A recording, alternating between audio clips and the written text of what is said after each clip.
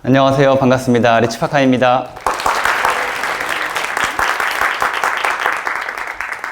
제가 작년 이맘때였던 것 같아요. 한 1년 전 겨울에 크리에이터 7분과 강연을 한 적이 있어요. 혹시 그 자리에 와주신 분이 계실까요? 그때도 오셨었나요? 네, 그때는 요 정도 규모로 강연을 했었는데 저 혼자 한 게 아니라 7명의 크리에이터들이 힘을 합쳐서 이렇게 무대를 만들었었거든요. 그런데 1년 정도 후에 지금 리치파카라는 이름을 걸고 제가 이렇게 많은 분들 앞에서 강연을 할 수 있다는 게 굉장히 감사하기도 하고 또 한편으로는 조금 뿌듯하기도 한 것 같습니다. 그래서 지금 오늘 오면서도 굉장히 설렜어요. 솔직히 운전하면서 웃으면서 왔어요. 너무 기쁘고 스스로가 약간은 대견하기도 하고 한편으로는 꿈을 이뤘다라는 생각도 들었습니다. 책을 좋아하시는 분들은 누구나 가슴 한켠에 나도 언젠가 책을 써보고 싶다 이런 생각을 하고 계실 거예요. 그런데 제가 그랬었거든요. 예전부터, 아주 오래전부터 가슴 한켠에 내가 한번 책을 내보겠다 이런 생각을 가지고 있었는데 올해 1월 15일이 그 꿈이 이루어진 날이고 오늘이 또 이 책을 이 광화문 교보문고라는 의미 있는 자리에서 이렇게 소개하게 되는 자리인 것 같습니다. 오늘은 저의 이야기 그리고 제가 7년간 자기계발과 부에 대해서 공부하면서 깨달았던 것들을 전해드리도록 하겠습니다. 제가 7년 정도 전부터 정말 열심히 책을 읽기 시작했거든요. 아마 여기 계신 분들도 다 책을 좋아하시는 분들일 것 같아요. 여러분, 제가 이 책을 쓰는데 어느 정도의 시간 기간이 걸렸을까요? 이 책을 쓰는데 얼마나 걸렸을까요? 2년? 네, 맞아요. 어떻게 알고 계시죠, 이거를? 책을 읽으셨군요. 네, 책을 읽으신 분들이 계셔서 아실 것 같은데, 이게 작가들이 출판사랑 출간 계약을 할 때 보면은 통상 어느 정도 텀을 두는지 아세요? 네, 잘 아시네요. 제가 출판사에 책 계약을 하러 딱 찾아갔는데 대표님께서 저한테 이걸 물어보시더라고요. 리치파카님 그럼 저희랑 책 쓰는 걸로 하시고 기간을 어느 정도 잡아볼까요? 이렇게 물어보시더라고요. 그래서 제가 첫 책이라 이런 걸 잘 몰라서 그런데 다른 작가님들은 보통 얼마나 걸리세요? 이렇게 물어봤어요. 그랬더니 대표님께서 통상 6개월에서 1년 정도 쓰신다. 뭐 그게 걸리면 1년 더 쓰시는 분도 있다. 그래서 제가 호기롭게 말했죠. 저 몇 시에 일어나는지 아시나요, 여러분? 4시. 저는 매일 새벽 4시 반에 일어나거든요. 책을 읽고 글을 써요. 다른 사람들 6개월, 1년 걸린다? 대표님, 저는 2달만 주세요. 라고 했습니다. 그랬더니 대표님께서 웃으시면서 리치파카님 그 열정 굉장히 좋고 지금 군대에서 아직 전역하신 지 얼마 안 되셔가지고 뭔가 잘 모르시는 것 같은데 일단은 6개월로 하시죠? 라고 해서 이렇게 계약서를 썼어요. 그리고 나서 방금 이렇게 말씀해 주신 대로 2년이 걸렸죠. 계속 저도 여러분들도 뭔가를 할 때 미루게 되는 일들이 생길 거예요. 근데 제가 그랬어요. 책을 쓴다라고 해놓고 정말 죄송한데 이거 조금 더 미뤄서 쓰면 안 될까요? 이런 식으로 몇 번을 미뤘어요. 지금 여기 출판 관계자분들도 계신데 굉장히 죄송하다는 말씀을 드리고 왜 미뤘나를 생각해 봤더니 단순히 제 이기심에서 책을 쓰려고 했었어요. 솔직하게 말씀드리면 저는 베스트셀러 작가가 되어보고 싶다라는 생각으로 책을 쓰기 시작했습니다. 왜냐? 베스트셀러 작가가 되면 내가 유명해지는 거고 내가 유명해지면 돈도 더 많이 버는 거고 기회가 따라오겠지? 이런 생각으로 썼었거든요. 그런데 이 책을 쓰다가 그게 잘못됐다는 걸 깨달아요. 이 책의 첫 책으로 다룬 챕터 1번이 뭐죠? Start with Why라는 책이거든요. 무언가를 할 때 혹은 성공한 사람들은 이유를 가지고 시작한대요.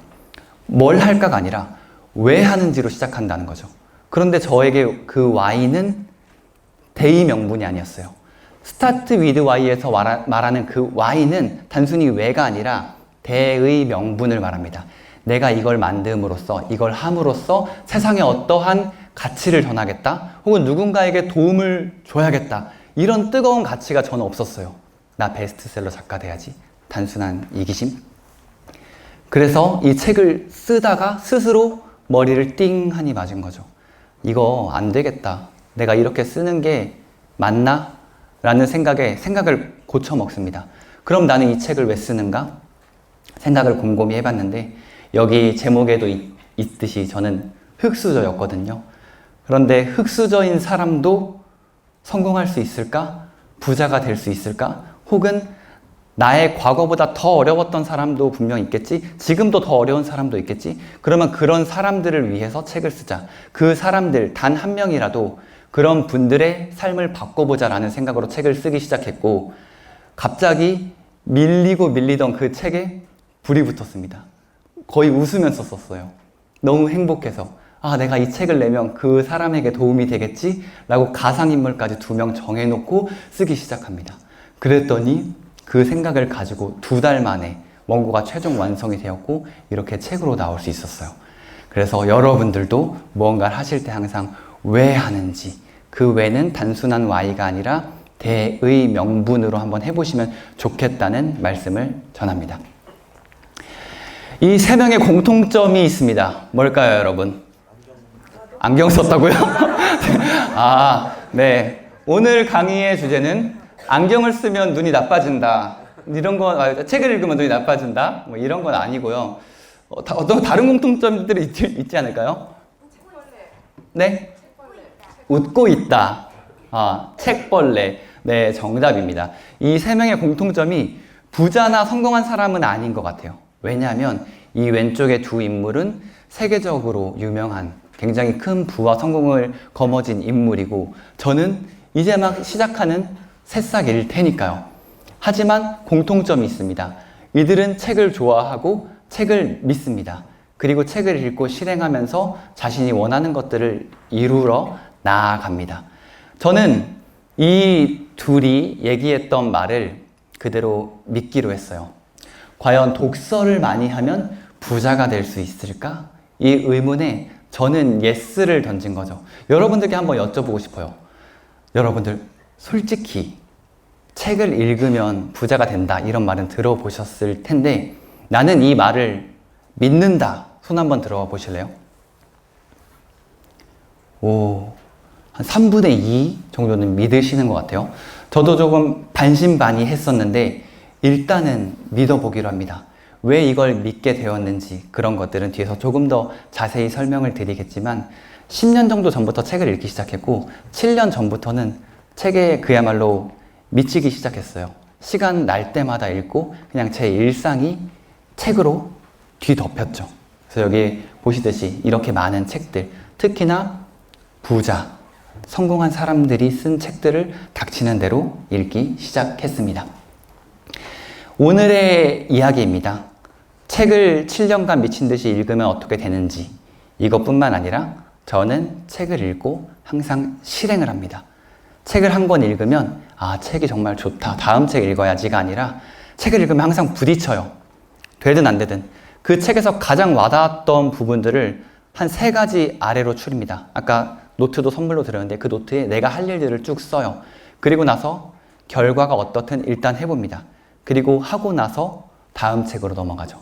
그렇게 7년을 살아보니 어떻게 되었는지 그동안 느낀 것들을 여러분들께 다 전달해 드리겠습니다. 그래서 오늘 이 자리가 제가 겪었던 7년으로 인해서 여러분들의 시간이 조금 더 세이브 되었으면 여러분들이 많은 깨달음을 얻으셨으면 합니다. 탄식이 나오네요. 네. 누굴까요? 네, 지금은 좀 안 닮았죠? 저의 어릴 적입니다. 침도 질질 흘리고 있고, 옆에 보면은 이 오른쪽 사진은 저의 집은 아닌데 저의 집과 가장 유사한 사진을 가지고 와 봤어요. 저의 유년 시절인데 저는 운이 좋았던 건지 아니면 운이 안 좋았던 건지 태어나기를 가난한 집안에서 태어납니다. 오늘 날씨 굉장히 춥지 않았나요? 어제도 너무 추웠죠? 여러분들 혹시 화장실 갈 때 춥다고 느껴본 적 있으세요? 집에서 화장실 갈 때 추워요? 춥진 않잖아요. 저는 화장실 갈 때 추운 집에 살았어요. 드라마나 옛날 영화 보면은 푸세식 화장실 아시나요? 푸세식 화장실 진짜 언어 써도 되겠지 모르겠어요. 똥차가 와서 똥 퍼가는 그런 화장실이 있는 집에 살았습니다. 그렇다고 제가 엄청나게 옛날 사람이 아니에요. 저보다 나이가 훨씬 더 있으신 분들도 푸세식 화장실 집에 살아본 적이 거의 없으실 거거든요. 혹시 여기서 난 푸세식 화장실이 있는 집에 잠깐이라도 살아봤다 하시는 분 계신가요? 손 한번 들어줄래요? 한 분, 두 분? 여기 조금 왜 있죠? 그래요? 잠시만요. 여기가 연령대가 그렇게 높지 않은데 왜 있죠? 저는 중학교 2학년 때까지 푸세식 화장실이 있는 집에 살았어요. 근데 제가 나이가 생각보다 많지 않거든요. 생각보다. 다들 웃으시는데 제 나이가 몇 정도 됐을까요? 30대 중반이요. 30대 중반? 또? 28이요? 아, 사람들이 웃는 거 보니까 이건 절대 아니라는 거고, 저는 생각보다 나이가 많지 않아요. 제가 인스타그램에서 이제 책 다루고 항상 뭐 우리 발전적인 걸 해야 된다, 성장하는 걸 해야 된다, 이런 얘기를 던지니까 제 주 팔로워들은 30대, 40대 분들이거든요. 근데 그분들이 본인들보다는 많은 줄 아세요. 근데 제가 생각보다 나이가 어립니다. 92년생이고 지금 34살이에요. 왜 오 하시죠? 저렇게 놀라세요. 팔로워분들, 수강생분들 만나면 저 92년생이 하면은 저보다 어리셨네요? 라고 얘기를 하실 정도로. 근데 생각보다는 어립니다. 그런데도 이런 집에 살았었죠. 그리고 저의 가장 암흑기는 이 어릴 적이었던 것 같아요. 저는 이제 자기 개발하고 새벽 기상하고 제가 새벽 5시마다 달리거든요. 그런 걸 보면 사람들이 이런 질문을 해요. 리치박사님 힘들지 않으세요? 피곤하지 않으세요? 그리고 그렇게 열심히 뭐 집안의 빚을 갚고 이겨냈다고 하셨는데 마음이 안 힘드셨어요? 안 힘들어요. 이때가 너무 힘들었어서, 어렸을 때가 너무 힘들었어서 성인이 되고 나서는 솔직히 힘들어 본 적이 없는 것 같아요. 이때 고생할 걸 다 했던 거죠. 여기 빨간 딱지 그림을 한 장 넣어놨는데, 제가 중학교 때 저희 집에 갑자기 우르르르 남자들이 들어오는 거예요. 제 기억으로는 한 5명, 6명이 우르르 집에 들어왔어요. 너무 놀랐죠. 뭘 하는지 봤더니 가전가구에 빨간 딱지를 이렇게 다 붙이더라고요. TV, 에어컨은 없는 집에 살았으니까 에어컨은 없었고, 어쨌든 그런 가전가구에 다 붙이는 거예요. 그래서 이런 생각이 들었죠. 와, 이제 쫓겨나는 건가? 그 말로만 듣던 노숙자들의 생활을 우리 집이 해야 되는 건가? 이런 무서움을 겪기도 했어요. 더 무서웠을 때는 여러분 우리 학창시절에 보면 집에 친구들이 놀러 오잖아요. 저는 사채업자분들이 놀러 왔어요. 초인종 띵동띵동 누르고 정말 무서웠어요. 지금 생각해도 무서워요. 당시 저는 어렸고 그분들은 건장한 성인이셨는데 통상 오는 분들이 20, 30대 남성분들로 기억을 해요. 근데 조금 험상궂게 말을 하셨고 문을 세게 두드리셨어요. 그리고 더 무서웠던 건 바로 안 가셨어요. 계속 두드리면서 있는 거 다 알아. 나와. 이런 얘기를 하셨어요. 너무 무서웠어요. 진짜 방 안에서 너무 무서웠고, 중학교 때까지는 아까 푸세식 화장실 있는 집에 살았다고 했잖아요. 중학교 2학년, 3학년부터는 빌라로 이사 갔는데, 빌라로 이사 가니까 그래도 대문이 아니라 현관문이 있잖아요. 현관문 그 작은 유리로 그 사람 가나 안 가나 그걸 살펴봤어요. 근데 소리 내서 가면 인기척 티가 날 거 아니에요. 그래서 정말 이렇게 조용히 가서 갔나 안 갔나 보고, 그런 학창시절, 유년시절을 겪어서 그때가 이제 저의 암흑기였던 것 같습니다. 그래서 초인종 소리를 지금도 싫어해요. 누군가 저의 집에 눌러도 지금도 깜짝깜짝 놀라요. 원래 잘 안 놀라거든요. 근데 초인종 소리만 들으면 그렇게 놀라요. 그리고 다른 집에 방문을 해도 웬만하면 초인종은 안 눌러요. 앞에 가서 전화를 합니다. 나왔어. 이게 너무 싫은 거예요. 지금도 성인이 되고 나서도 시간이 굉장히 많이 흘렀는데 지금도 무섭더라고요. 그래서 그런 암흑기를 보냈던 것 같습니다. 그리고 나서 성인이 됩니다. 제 대학교 때 모습이에요. 어떤가요? 지금이 낫나요? 이때가 낫나요? 지금이 나아요. 이때는 네, 말을 잊지 못하시는데 네, 대학교 때 ROTC라는 제도에 지원을 합니다. 여기 남성분들도 굉장히 많으신데 혹시 군대 다녀오셨죠? 군대 기간 어느 정도 다녀오셨죠? 21개월. 21개월 다녀오셨다고 하고, 한 분 더 여쭤볼까요? 네, 가운데 남성분. 군대 얼마나 다녀오셨죠? 21개월. 네. 지금은 좀 더 줄어서 18개월이고, 이렇게 많이 줄었는데, 저한테 군 생활은 6년 4개월부터 시작했습니다.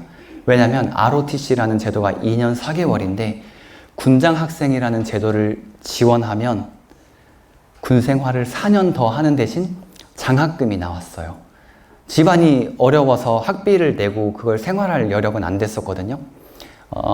용돈 성인 이후에 일단 받아본 적이 없죠. 그리고 저는 농담이 아니고 진담인데 저는 초등학교 6년 동안 500원, 1000원씩 돈을 모아서 중학교 입학할 때 교복을 제가 맞췄어요.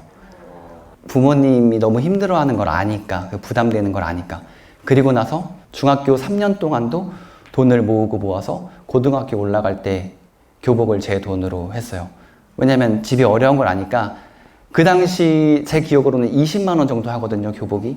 그 돈조차 어머니는 부담스러워 한다는 걸 아시니까 그렇게 했던 것 같아요. 그리고 성인이 되어서는 당연히 제가 스스로 알바하고 집에 손을 벌리지 않았죠. 그러다가 선택한 게 군장 학생이었어요. 지금 이 얘기를 왜 하냐면 그때는 너무 당연한 선택이었는데 지금 생각해보면 미안해요. 과거의 저한테 20살 꿈을 꿀 나이, 하고 싶은 것을 찾을 나이, 너 뭘 좋아해? 뭐 하고 싶어? 라고 물어봐야 할 나이인데 상황 때문에 선택을 했던 것 같아요. 직업 군인을. 그리고 남들 18개월, 21개월 가는 군대를 6년 4개월이나 선택을 하게 되죠. 그리고 나서 군에 들어가서 장교로 복무를 하게 됩니다. 군인 하면 굉장히 안정적이다, 철밥통이다 라고 하잖아요. 제가 군대에 가고 나서 우리 집에 빚, 어려운 상황 잘 해결이 됐을까요? 장교 월급이 적지는 않습니다. 네, 당연히 용사, 부사관 분들보다는 많은 봉급을 받고 있고 제가 대위로 전역하기 직전에는 연봉 5천 정도 받았었거든요. 적은 봉급은 아니죠. 그런데 집안의 상황이 나아졌을까요? 안 나아졌어요. 아마 상황이 어려워 본 분들은 아실 거예요. 밑 빠진 독에 물 붓기라는 속담 아시죠? 딱 상황이 그래요. 여기 제가 군 생활할 때 함께 있던 친구, 용사 친구도 와 있거든요. 그때까지도 참 어려웠던 것 같아요. 나름대로 밝게 지냈지만 월급을 모아서 적금을 들고 적금이 어느 정도 차면 다른 친구들은 차를 사고 더 모아서 집을 사고 결혼을 하고 자신의 이런 커리어와 돈 이런 것들을 차곡차곡 모을 나이에 저는 계속 새 나가기만 했던 것 같아요. 그리고 나서 결정적인 사건이 하나 일어나는데 이 사건이 어떻게 보면은 제 운명을 바꾼 사건이자 제 인생의 터닝 포인트입니다. 적금을 들고 돈을 모으는데 돈이 모이지 않는 거예요. 왜? 집안 도와줄 거, 그리고 할머니, 할아버지 용돈, 혹은 집에 뭔 일 생기면 보통의 경제적으로 자립이 된 부모님들은 스스로 해결하시는데 그게 안 된 집의 자녀들이 또 도와야 되거든요. 제 상황이 그랬었어요. 그러다가 저에게 우편 한 통이 날아와요.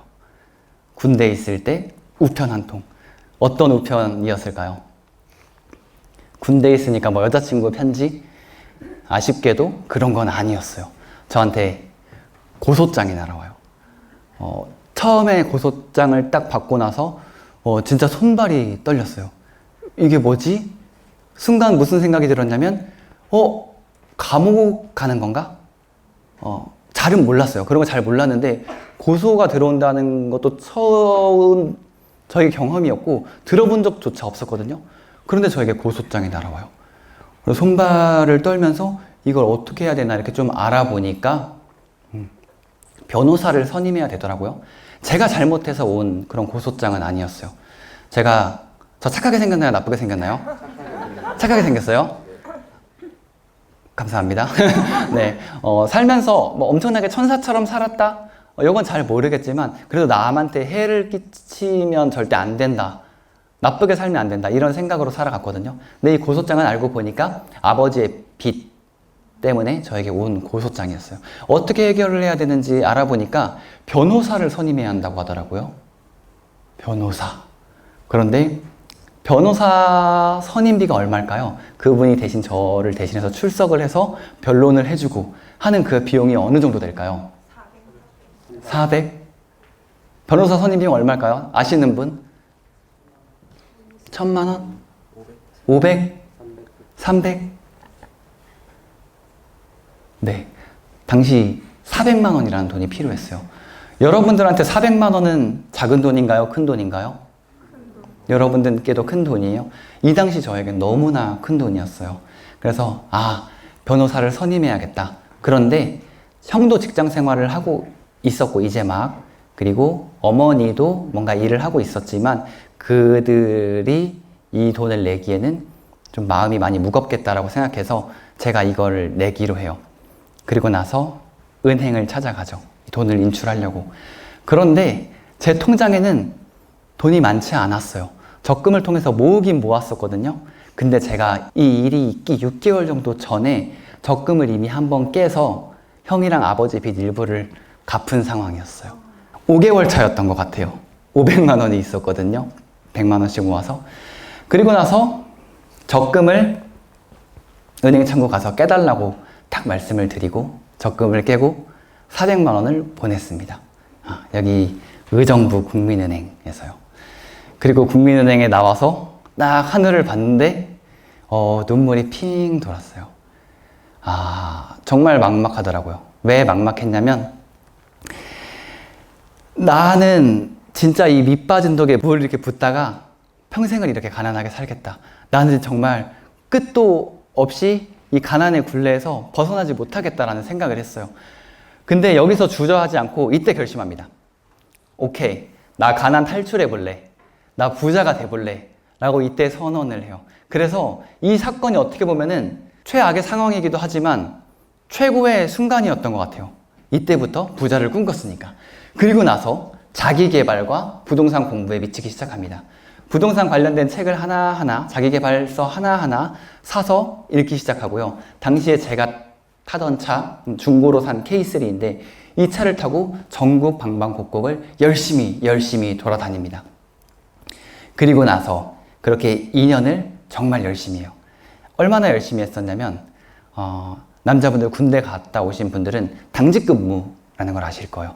당직 근무를 한번 서면은 그날 저녁부터 혹은 주말부터 이렇게 밤샘 근무를 서거든요. 아침까지. 그리고 나서 아침에 밤을 샜으니까 당연히 퇴근을 시켜줘요. 그럼 퇴근하고 하루 자야겠죠. 밤새 못 잤으니까. 잠을 안 잤어요. 잠을 안 자고 부동산 임장을 다니기 시작합니다. 아파트 보러 다니고 공인중개사분들 찾아다니고 어떻게 하면 아파트 투자를 잘할 수 있는지 강의도 다니고 막 찾아다녀요. 그렇게 2년의 시간을 보냈습니다. 그렇게 2년을 시간을 보내자 저에게는 결과물이 생겼어요. 29살 나이에 아파트 2채를 갖게 되었더라고요. 이때 제가 느낀 게 있습니다.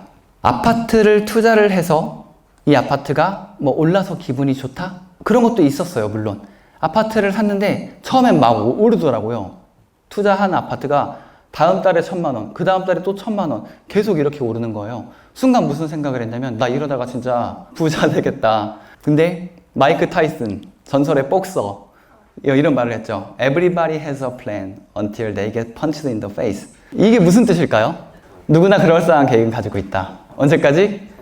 네, 처맞기 전까지는 부동산이 계속 올라서 부자가 될 줄 알았는데 그러진 않더라고요. 뭐 오르기도 하고 내리기도 하더라고요. 근데 제가 이때 느꼈던 건 집값이 오르고 내리고 이게 중요한 게 아니었어요. 하면 된다라는 진리를 깨달았어요. 내가 정말 열심히 공부했고 책 읽고 실행을 하니까 집을 내가 가지고 있네?